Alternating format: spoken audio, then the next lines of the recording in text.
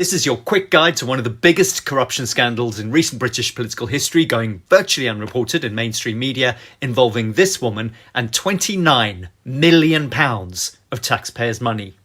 Michelle Mone was made a Conservative peer by David Cameron after making millions selling diet pills and bras.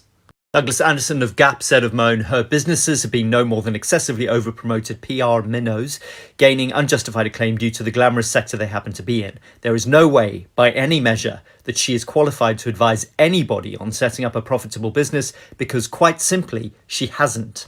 In October 2020, Scottish newspaper The Herald revealed that the British government had awarded a £122 million contract to a company called PPE set up by a former associate of Michelle Mone's to provide PPE to the NHS, just a month after the company was set up.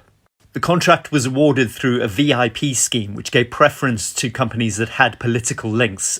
Obviously a recipe for corruption, and that scheme has now been ruled illegal by the High Court.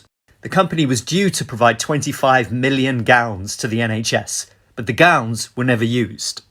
Mone denied having any involvement with PPE, but it later emerged Mone and her children had secretly received £29 million from the profits made by Medro through a secret offshore trust via her husband, Douglas Barrowman. That is enough to pay the salaries of 868 nurses for a full year. In April 2022, the National Crime Agency raided Michelle Mone's home, and she's currently under investigation by the House of Lords separately for failing to declare those Medro payments in her financial interests. I think most of us would find £29 million to be very, very financially interesting.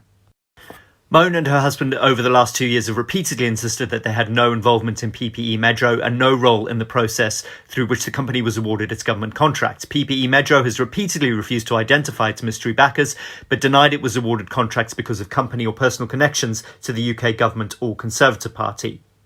However, The Guardian has previously reported how those claims seem to be at odds with documents appearing to show the couple were secretly involved in PPE business and emails suggesting Mone repeatedly lobbied the government on its behalf during the 9-month period after she helped secure its place in the VIP lane. This scandal seems to be typical of our Conservative government. It's one set of rules for them and another set for everyone else. While the poor are lambasted for not working hard enough, for being lazy, wealthy members of the government are lining their own pockets using taxpayers' money, taking money that could be used on the NHS, on building public services, and putting it in offshore bank accounts where they don't have to pay tax and contribute to society.